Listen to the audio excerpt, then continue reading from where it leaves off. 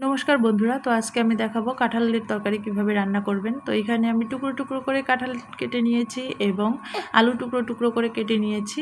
এরপর আমি কড়াইতে জল দিয়ে দিলাম। কড়াইতে জল দেওয়ার পরে এখানে কিন্তু সিদ্ধ করতে দেব প্রথমে কাঁঠালটা। তার জন্য এখানে হাফ লিটার জল দিয়ে দিয়েছি আর পরিমাণ মতো কাঁঠালটাও কিন্তু দিয়ে দিয়েছি। এখানে হলুদ লবণ দিয়ে সিদ্ধ করে নিয়েছি। এরপরে একটি কড়াই বসিয়ে দিলাম। কড়াইতে এখন পরিমাণ মতো তেল দিয়ে দিয়েছি। দিয়ে দেবো আলুগুলো এখানে সুন্দরভাবে ভেজে নেব। আলুগুলো ভাজা হয়ে গেলে এখন কিন্তু আমি কাঁঠালগুলো ভাজে নেব। এই যে সুন্দরভাবে আলুগুলো ভেজে নিয়েছি, এখন আমি কাঁঠালগুলো ভেজে নেব। কাঁঠালগুলো দিয়ে দিয়েছি।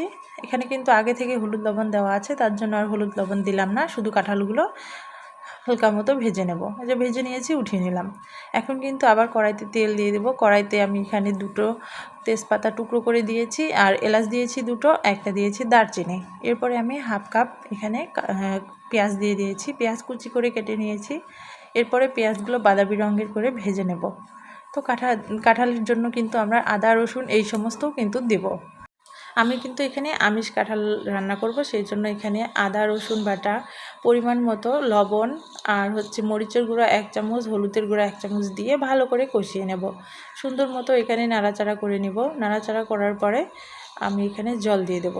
তো এখানে মশলাটা যত ভালো কষিয়ে নেবেন তত সুন্দর কিন্তু তরকারিটা হবে। তো এর জন্য আমি এখানে আবার একটু মরিচের গুঁড়ো দিয়ে দিলাম, যাতে ঝালটা একটু করে। আর আমরা একটু ঝাল খেতে পছন্দ করি। আপনারা যদি ঝাল খেতে পছন্দ না করেন, সেক্ষেত্রে ঝালটা একটু কমিয়ে দেবেন।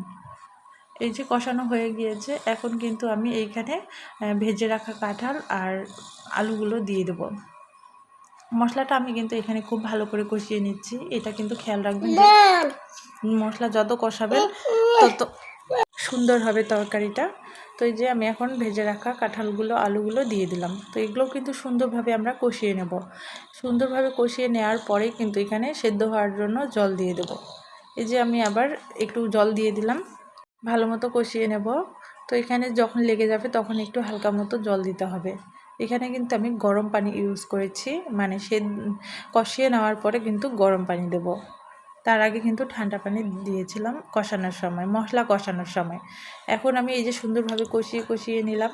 এখানে 3-4 বার মতো আমি কষিয়ে নিয়েছি। কষিয়ে নেওয়ার পরেই কিন্তু আমি পরিমাণ মতো জল দিয়ে দেবো, একেবারে সেদ্ধ হওয়ার জন্য, মানে নামিয়ে ফেলার জন্য একবারে দিয়ে দেবো।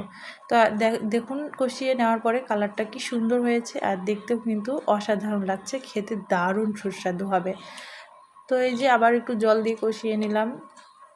কষিয়ে নেওয়া হয়ে গিয়েছে কিন্তু প্রায়, এখন আমি একবারে জল দিয়ে দেব। এখানে আমি পরিমাণ মতো জল দিয়ে দেবো সেদ্ধ হবার।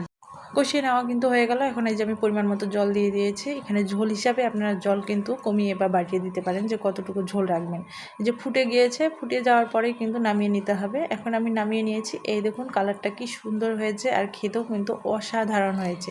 ভিডিওটি দেখার জন্য